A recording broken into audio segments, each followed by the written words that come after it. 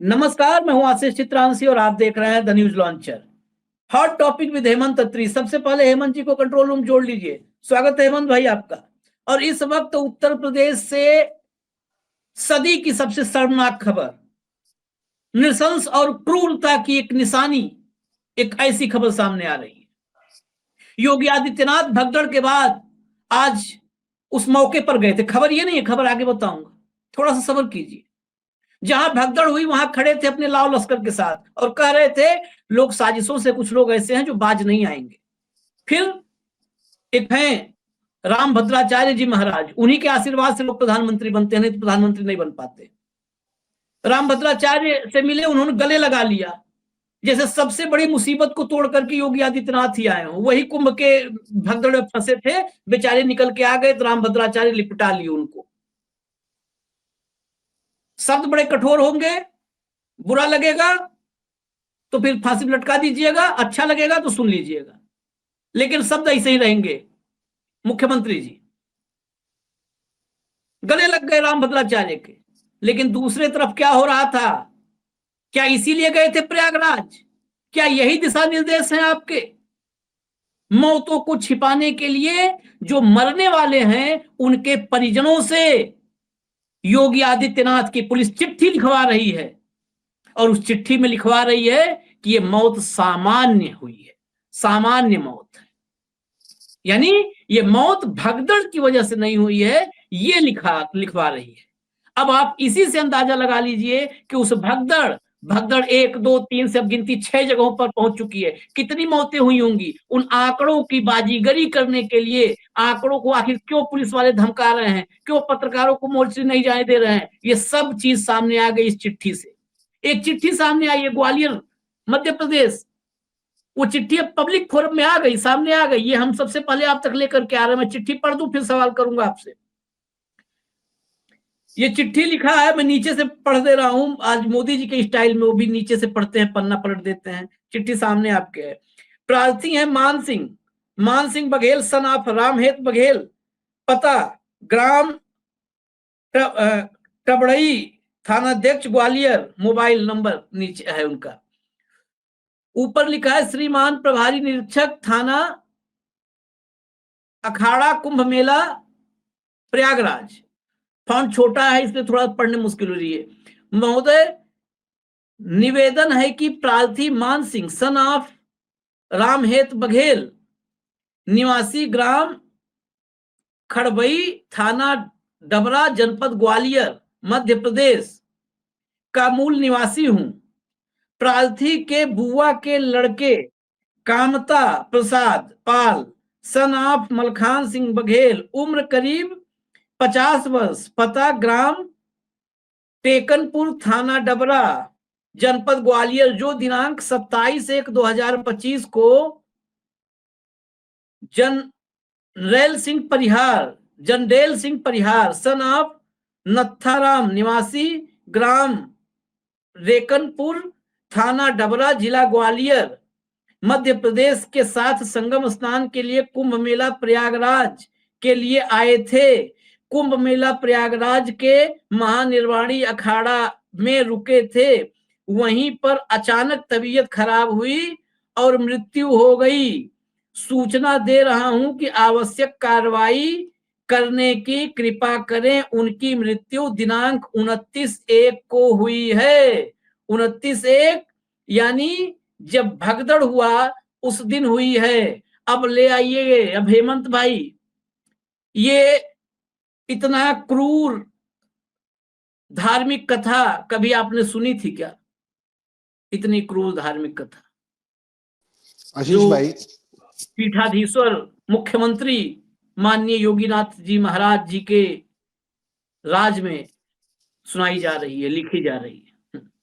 आशीष भाई देखिए, एक तो इतने दुखद हादसे के बाद जिस तरीके का नैरेटिव बिल्ड किया जा रहा है, और ये जो अपने आप में जो चिट्ठी आपने जिसको अभी पढ़ा, ये न केवल कानून की दृष्टि से, मानवता की दृष्टि से, नैतिकता की दृष्टि से, ये हर दृष्टि से निंदनीय है। इसका आप मायने समझिए क्या है। इस चिट्ठी की भाषा ये कह रही है कि इसको सीआरपीसी की 174 की कार्रवाई कर दी जाए, यानी इत्तफाकिया मौत की कार्रवाई कर दी जाए। जिस परिवार का बंदा मरा है, जिसका व्यक्ति मरा है, वो, माफ कीजिएगा मैंने मरा शब्द प्रयोग कर लिया, ये गलत शब्द है। जो सनातन की भाषा है जो 4 दिन पहले इजाद हुई है, उसमें इसको मोक्ष प्राप्ति कहते हैं। तो जो मोक्ष प्राप्ति की है जो इस दिवंगत युवक ने, इसका, इस घटना की, इस चिट्ठी का मतलब समझिए आप क्या है। एक तो इसका पोस्टमार्टम कराने की जरूरत नहीं है, दूसरा भगदड़ का कोई रेफरेंस नहीं आएगा। तो ना केवल इस परिवार ने अपना व्यक्ति खो दिया, बल्कि वो मुआवजे से भी महरूम हो जाएंगे।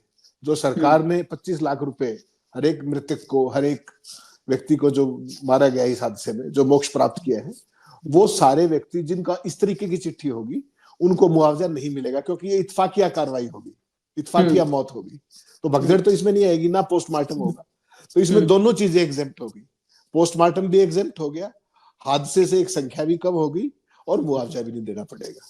इस तरीके का निकृष्टतम कार्य कोई संवेदनहीन सरकार और संवेदनहीन तंत्र ही कर सकता है। ऐसी बात पहले कभी सुनी और देखी नहीं। आमतौर पे आपने देखा होगा, कोई हादसा होता है तो पोस्टमार्टम उसका मैंडेटरी पार्ट है। जब तक पोस्टमार्टम नहीं होगा तो तब तक डेथ का कॉज स्टेब्लिश नहीं होगा। तो ये उस पोस्टमार्टम को ही टालने की एक मुहिम है, और डेथ टोल, जो टोटल जो मृतक हैं उनकी संख्या को घटाने की जो एक साजिश चल रही है पिछले 4 दिन से, उस कड़ी का एक हिस्सा है। और ये आइसोलेशन में नहीं है। आप देखिए 4 दिन बीत गए घटना को, अभी तक जो पहले दिन 17 घंटे बाद जो एक आंकड़ा दिया गया था कि 30 व्यक्तियों की मौत हुई है और 60 लोग घायल हुए, उसके बाद उस आंकड़े को रिवाइज नहीं किया गया है, कितने गंभीर है, कितने क्या है, कोई मौत बढ़ी नहीं बढ़ी। जबकि तमाम टीवी चैनल और मीडिया आउटलेट्स, सोशल मीडिया ज्यादा और मुख्य धारा का भी एक आध, वो साफ लिख रहे हैं कि संख्या 58, 59 तक पहुंची हुई है मृतकों की, और हादसे की जगह भी बढ़ती जा रही है। आज मैं पढ़ रहा था कि एक हाईवे के ऊपर भी हुआ है हादसा, वहां भी 5 लोग मारे गए, लेकिन कहीं कोई जिक्र नहीं है, कहीं कोई बात नहीं है। और इससे संवेदन शून्य सरकार और क्या होगी कि मीडिया, जो मुख्य धारा का चैनल है, उसके रिपोर्टर को मोर्चरी के अंदर जिस तरीके से धक्का मुक्की की गई, जिस तरीके से उसको कवरेज से रोका गया, और उसने आवाजें लगाई कि ये पाकिस्तान नहीं है। और आज मैं एक और देख रहा था, एक पुलिस वाले और होमगार्ड के बीच में झगड़ा हो रहा था, वीडियो देखा मैंने, जिसमें वो कह रहा था कि अगर ज्यादा उछल कूद की तो सस्पेंड करवा दूंगा। उसका परिजन मरा हुआ है, वो वहां जाना चाहता है, उसकी आइडेंटिटी स्टेब्लिश हो गई है, उसके बावजूद उसको सस्पेंशन की धमकी दी जा रही है। ये सरेआम नंगी आंखों के सामने हो रहा है, पूरे देश के सामने, और यहाँ सनातन मजबूत किया जा रहा है। अगर ये सनातन है, इतने हादसे में मारी गई मौतों को बागेश्वर बाबा जैसे जाहिल संत, जो अपने आप को साधु कहते हैं, मैं उनको सवाधु कहता हूं, वो इसको मोक्ष की प्राप्ति कहते हैं। तो सारा नैरेटिव आपके सामने है। और आज 4 दिन बाद जब योगी जी वहां पहुंचे हैं, तो योगी जी जिस तरीके से वहां घूम रहे हैं पूरा लाभ लश्कर को लेकर के, तो मेरा ये मानना है कि ये भी एक लार्जर पर्सपेक्टिव का हिस्सा है कि क्योंकि प्रधानमंत्री को 5 तारीख को आना है, उससे पहले तमाम वीआईपीज को और आना है, तो उस सारे की व्यवस्था एक फुल प्रूफ हो जाए, ये उसका हिस्सा है। लेकिन जो आपने जो चिट्ठी पढ़ के दिखाई, ये मैंने अपने पत्रकारिता के कैरियर में ऐसे हादसे के बाद आज तक मैंने कभी नहीं देखी इस तरह की चिट्ठी। ये बेहद शर्मनाक है, बेहद अमानवीय है, नैतिकता की तमाम परिभाषाओं से परे है ये, और इसकी जितनी निंदा की जाए उतनी कम है। मैं तो केवल यही कहूंगा।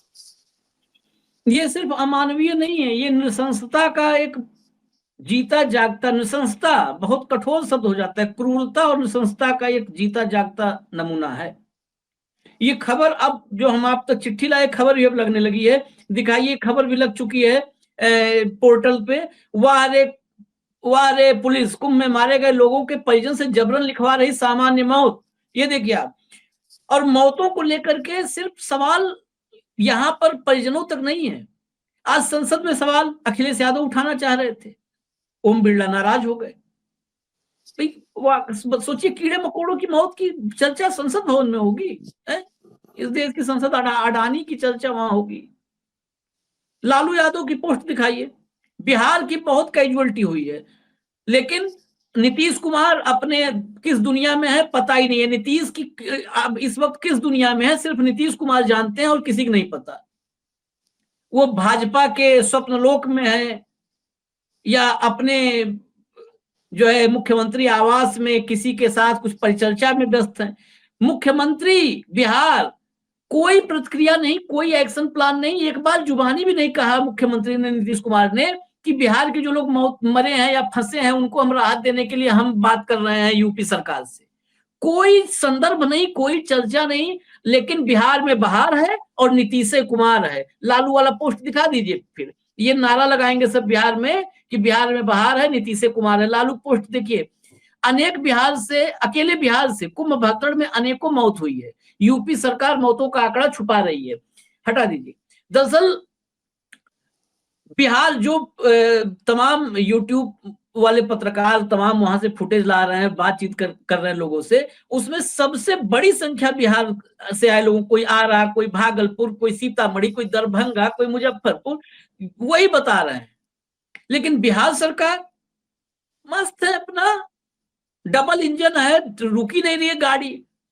सिंगल होता तो रुकती, तो पूछ लेती पैसेंजर का हाल चाल, स्टेशन वगैरह देख लेती। डबल इंजन चले जा रही है एकदम, वो सांस नहीं ले रही है। हेमंत भाई, ये जो राज्य सरकारें हैं ऐसी बेशरम, एक तो जहां हुआ है वो तो बेशर्मी के आप समझ लीजिए माइलस्टोन बना रहे हैं, झंडे गाड़ रहे हैं।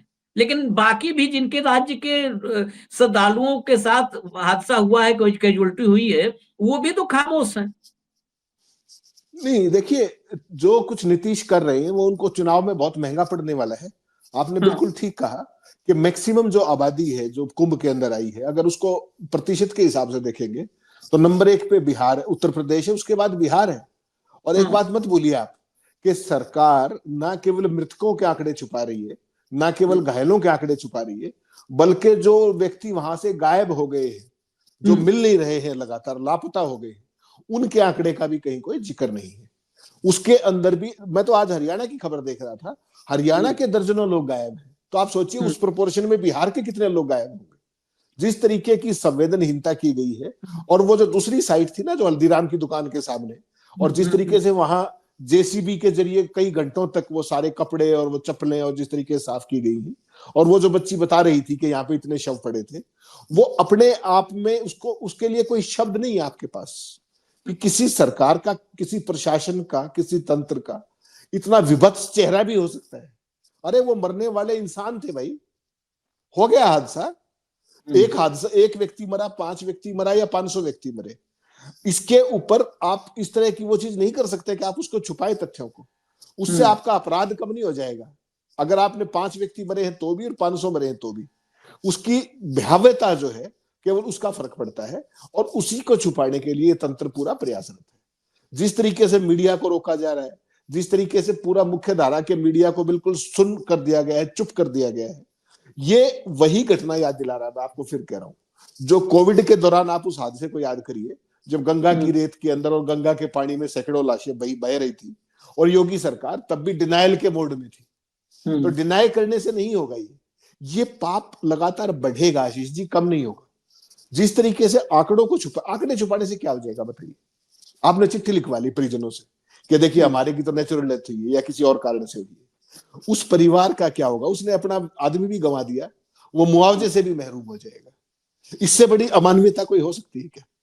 और ये पुलिस का नैरेटिव वो है, पुलिस वहां पर सेवा के लिए नहीं है, पुलिस वहां पर लठ तंत्र के लिए शासन चला रही है वहां पर एक तरीके से। इससे निंदनीय कोई बात नहीं हो सकती। एक धार्मिक स्थल है, वो धार्मिक स्थल पर हादसे हो जाया करते हैं, उसको स्वीकार कीजिए, माफी मांगिए और आगे बढ़िए।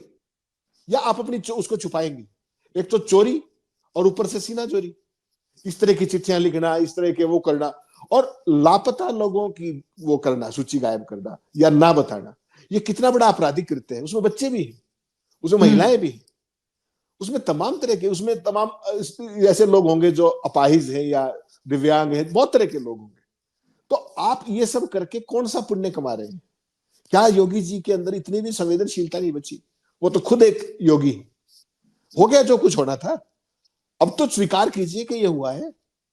30 को आपको स्वीकार करना पड़ा ना 17 घंटे बाद, तो आप पूरी संख्या मान लीजिए। 30 में और 100 में क्या अंतर है बताइए, या 125 में क्या अंतर है? हो गया हादसा, सारे देश को पता है। जितना आप छुपाएंगे उतना वो काउंटर प्रोडक्टिव होगा, काउंटर प्रोडक्टिव होगा भाजपा के लिए। और मत भूलिए, आज आपने पार्लियामेंट में तो उस पर चर्चा नहीं होने दी बजट से पहले, ऑब्वियसली नहीं होनी चाहिए। जब तक ये दोनों चेयर पे ये लोग बैठे हुए हैं तब तक तो आगे रेगुलर सदन में भी इसकी चर्चा नहीं होने देंगे ये लोग, जैसे अडानी की नहीं होने देते, तमाम चीजों की नहीं होने देते।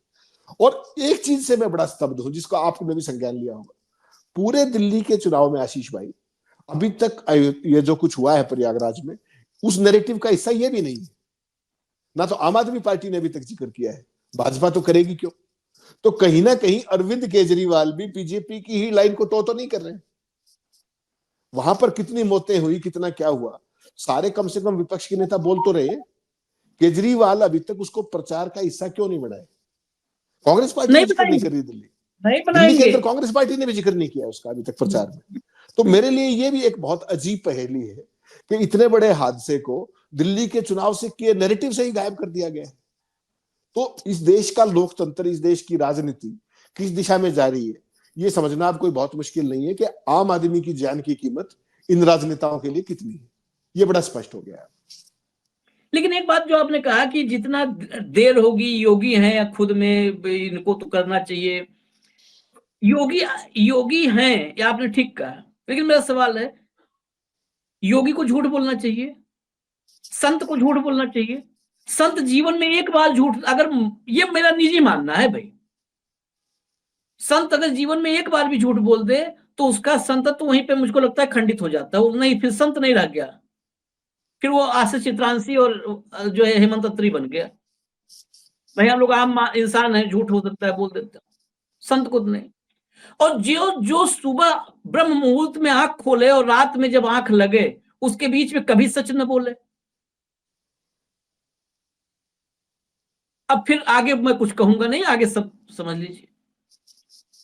सिर्फ वोट बैंक के लिए संत के भीतर कभी हिंसक प्रवृत्ति होती है क्या? होती है? कभी नहीं हो सकती। संत ममता का, मातृत्व और पितृत्व के भाव का सागर होता है, संत उसको कहते हैं। संत पुरुष नहीं होता, संत स्त्री नहीं होता। जो मैंने मातृत्व भाव कहा, संत में तो मातृत्व भाव होता है। संत में क्रूर भाव कभी होता है क्या? नृशंस भाव होता है क्या? नहीं होता। फिर कैसे उम्मीद कर रहे हैं कि देर सवेर आंकड़े बता दें? नहीं बताएंगे। चिट्ठी लिखवाएंगे जबरन, नहीं लिखोगे चिट्ठी मुकदमा हो जाएगा। अभी एक गया है, भय होगा कि एक आधा और परिवार से चला जाएगा।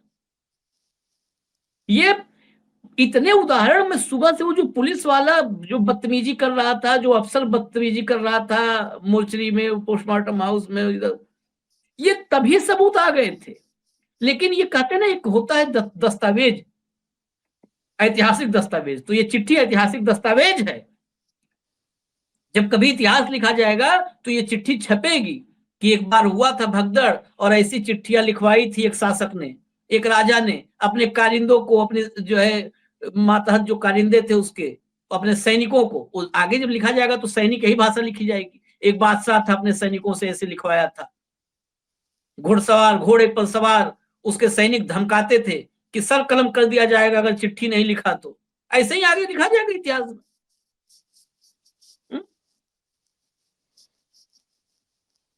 इस सरकार को इस चिट्ठी के आने के बाद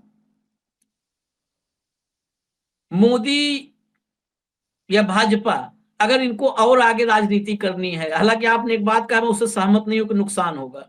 नुकसान क्या होगा? अभी कल से सनातन देखिए खतरे में आने लगेगा, सनातन खतरे में आएगा। हेमंत अत्री, आशीष चित्रांशी जैसे, अशोक वानखेड़े जैसे लोग देशद्रोही हो जाएंगे, धर्मद्रोही, सनातन द्रोही।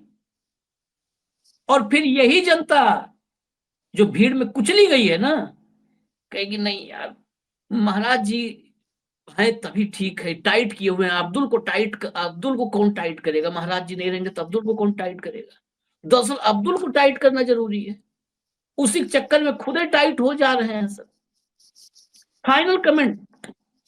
आशीष जी देखिए, एक तरफ देखिए इस घटनाक्रम के दो पहलू हैं। एक पहलू जिस पे आप चर्चा कर रहे हैं, सरकार का अमानवीय और संवेदन शून्य, संवेदनहीन चेहरा पूरे तंत्र का। इसका एक दूसरा पहलू भी है जिसकी मैं आपसे बात करना चाह रहा हूँ। सारे हाईवेज ठप पड़े हैं, चारों तरफ कहीं ना निकलने की गुंजाइश है, ना आने की गुंजाइश है। लोगों को ना शौचालय, ना पानी, ना खाना, कुछ भी नहीं है, लाखों लोग सड़कों पर फंसे हुए। मैं कल बीबीसी का वो देख करके वीडियो हैरान रह गया, आपने भी देखा होगा कि तमाम मस्जिदें और तमाम मुसलमानों के घर खोल दिए गए हैं, और जो भी व्यक्ति है उनको शौचालय का प्रयोग करें, वहां पे स्नान करें, खाना खाएं, बच्चे बुजुर्ग माताएं जो भी हो, हजारों हजार की संख्या में मुस्लिम परिवार उनको अपने यहाँ पनाह और शरण दे रहे हैं, भोजन दे रहे हैं, उनकी राहत का इंतजाम कर रहे हैं। जिस तंत्र ने इतने बड़े दावे करके, जिस तंत्र ने इतनी बड़ी नाकामी हासिल की, और जिस समुदाय को ये डिमीन करते हैं, बिलिटिल करते हैं, राष्ट्रद्रोही बताते हैं, उसका जो रोल देखा आपने इसमें, मैं कल बीबीसी की रिपोर्ट देख के हैरान था। वो सारे विजुअल्स है एक्चुअली, आप कहेंगे तो मैं दे दूंगा आपको। इतना इतना इतना मनमोहक है वो दृश्य कि देखिए ये हमारा असली भारत था, कि यहाँ पर हिंदू मुस्लिम की बात ही नहीं है, यहाँ कुंभ की कोई बात ही नहीं है। वो सारे आए, वो मानव मात्र हैं, और उनको किसी तरह का कष्ट है तो वो मेरे घर में आए, उनका स्वागत है, और उनकी सेवा की जा रही है, उनको दवाइयां दी जा रही है, भोजन दिया। सारे मुस्लिम परिवार है, 80% परिवार मुस्लिम है वहां पे उन एरियाज के अंदर, और जिस तरीके की सेवा वो कर रहे हैं, एक तो ये हमारा भाईचारा है, ये है सनातनी भाईचारा, ना कि वो सनातन जिसकी परिभाषा में इस हादसे में जो मारे गए लोग हैं उनको मोक्ष की प्राप्ति कही जा रही है। बागेश्वर धाम जैसे, इनको क्या कहूं मैं, बाबा तो मैं कम से कम नहीं कह सकता। मतलब आप देखिए, विभाजनकारी ताकतें तमाम प्रयासों के बावजूद भी, तमाम जहर बोने के बावजूद भी, जहर की खेती करने के बावजूद भी, उत्तर प्रदेश में 10 साल से क्या हो रहा है लगातार, उसके बावजूद भी वो समुदाय गले लगा रहा है, इन सबको बुला बुला के लेके जा रहा है अपने घर। क्योंकि आपको पता है मुस्लिम समुदाय के कितने लिमिटेड उनके पास रिसोर्सेज होते हैं, उसके बावजूद भी घर खोल देना, भोजन की व्यवस्था, विश्राम की व्यवस्था, ये वही चीज है जो हरियाणा में, अगर आपको ध्यान हो, मेवात के अंदर जब इन्होंने बदमाशी की थी वहां पर, पथराव और ये सारी चीजें, और उस समय भी जो वहां का समुदाय था, अल्पसंख्यक समुदाय, किस तरीके से जो पदयात्री थे, जो यात्री थे, उन सब की सेवा कर रहा था, उनके पैरों में हिना लगा रहा था, उनको अपने घर में वो दे रहा था, प्रश्रय दे रहा था। और इंटरेस्टिंग चीज कि जब तक वो लोग वहां पर रहे यात्री, पूरे किसी मुस्लिम घर के अंदर नॉनवेज नहीं बना। मतलब हिंदू धर्म की आस्था का पालन मुस्लिम्स कर रहे थे। ये हमारे देश की असली डीएनए है, जिसको बर्बाद करने का प्रोजेक्ट बीजेपी और आरएसएस चला रहे हैं। और जो कुंभ में जो फंसे हुए लोग हैं, उनकी सेवा भी अल्टीमेटली, जब आपका तंत्र नाकाम हो गया, तो वही लोग कर रहे हैं जिनको आप राष्ट्र विरोधी कहते हो, आप पाकिस्तान चले जाओ कहते हैं, मुल्ले कहते हो, जिनको टाइट करने की बात करते हो, जिनको नाना तमाम घटिया विशेषणों से नवाजते हो। उन लोगों ने अपना चरित्र दिखाया कि देखिए, मानवता पहले है और धर्म बाद में। तो वही मैं कहता हूं बार बार आपको, धर्म की राजनीति करते हैं ये लोग, और वहां पे असली धर्म जो है वो आम आदमी दिखा रहा है, वही मुस्लिम समुदाय दिखा रहा है, जो सीमित संसाधनों के बावजूद भी हिंदू जो भाई वहां पर फंसे हुए हैं, उनकी किस तरह से आवभगत, देखभाल, और उनको सुरक्षा भी दे रहा है, प्रश्रय भी दे रहा है। ये असली भारत है, जिसको छुपाने का, जिसको नष्ट करने का प्रोजेक्ट बीजेपी और आरएसएस पिछले 10 साल 11 साल से लगातार चला रहे हैं, और आज भी बाज नहीं आ रहे। लेकिन मैं फिर सलाम करता हूं, सैल्यूट करता हूं हिंदू मुस्लिम एकता को। ये कायम रहे, ये देश का जो हमारा जो ऐतिहासिक जो भाईचारा है, उसको कायम करने का इस कुंभ ने एक और नई मिसाल कायम की है। ये हादसा हुआ, ये दुखद है, लेकिन यहां भी एक चीज नहीं निकल करके आई कि सरकार ने, तंत्र ने जितना भी जहर बोया हो, आम आदमी के बीच में उस जहर का कोई असर नहीं है। वो आज भी भाई है, वो कालांतर से भाई थे और आगे भी भाई रहेंगे। ये एक ठंडी हवा के झोंके जैसा। नहीं, ये तो खैर उस पक्ष से आया है, जहर तो बहुत है आम आदमी के बीच में। निजी बातचीत में आपको भी, हमको मतलब ये खाली शो में बोलने वाला नहीं, जहर तो बहुत है। मैं निजी बातचीत में, बहुत सारे लोग हम लोग के भी समाज में रहते हैं। आशीष जी, मैं उत्तर प्रदेश में, मैं इसी बात को, हाँ, आप बिल्कुल सही कह रहे हैं, जहर है। वो जहर किन लोगों में है वो भी आपको देखना पड़ेगा। वो जो 30% अंधभक्त जिनके दिमाग में जहर का, धर्म का इंजेक्शन लगाया गया है ना, जो बीजेपी को वोट देते हैं, उन्हीं 30% में है वो, बाकी 70 में नहीं है। ये साबित हो रहा है। 30% का जहर है, तभी तो वो दे रहे हैं वोट। हाँ, 30 में, 40 में, 45 में है जहर। वो कहते हैं बहुत सारे जो भाजपा के मतदाता नहीं थे, अब कहते हैं कि अब तो लाने पड़ेगा, अब्दुल को टाइट किए हैं। देखो महाराज जी, उनसे पूछो कि अब्दुल ने कुछ दिक्कत किया आपको? नहीं। कभी अब्दुल के साथ रहे, खाना पानी खाए? नहीं। दिक्कत क्या है फिर? बस सनातन की रक्षा करनी है, सनातन खतरे में पूछ लो है? नहीं, खतरे में तो नहीं है। क्या दिक्कत है आपको? आपको कोई दिक्कत है पूजा पाठ करने में, हनुमान चालीसा पढ़ने में, मंदिर जाने में, जल चढ़ाने में कोई दिक्कत है? नहीं, दिक्कत नहीं है। फिर क्यों लाजवाब होते हैं? फिर आखिर में कहते हैं कुछ हो, बस ठीक तो यही है मामला, यही होना चाहिए। ये बहुत भीतर तक ये इंजेक्ट हो चुका है जहर। लेकिन जो आपने प्रयागराज का कहा, वो तस्वीरें मैं देख रहा हूं, और कुंभ के बाद अगर हमारे संसाधनों में हो पाएगा तो इसके बाद जो होता है ना कि बाद की स्टोरी, वो स्टोरीज लाएंगे हम, अगर संभव हो पाया तो हमारे संसाधनों में। क्योंकि मैं जो देख रहा हूं, सिर्फ घर नहीं, मुसलमानों ने मस्जिदें खोल दी हैं। मस्जिदें, जो एक वसीउल्लाह मस्जिद है रोशनबाग पार्क के पास, वहां के इमाम खुद ही ब्रेड पानी लेकर के उन भक्तों के बीच में अपना, उनको दवाई पानी ब्रेड खाना पानी सब व्यवस्था कर रहे हैं। लोग अपने घरों में कर रहे हैं, मस्जिदों में कर रहे हैं, सब खोल दिया है भाई मुसलमान। यही तो मैं तब से कर रहा जब ठेले पर आरिफ और गुफरान लिखवाने के लिए परेशान थे योगी आदित्यनाथ, उस समय से मैं कह रहा। खैर चलिए, कल फिर मिलेंगे। बहुत चीजें कहने के लिए बहुत हैं, भावनाओं में बहुत सारी बातें, हमने बहुत कुछ देखा है, समझा है, लेकिन ये देश समाज अगर सब लोग समझ जाएंगे तो बेहतर होगा। कल शाम फिर मिलेंगे हेमंत भाई के साथ, हॉट टॉपिक विद हेमंत अत्री में। नमस्कार।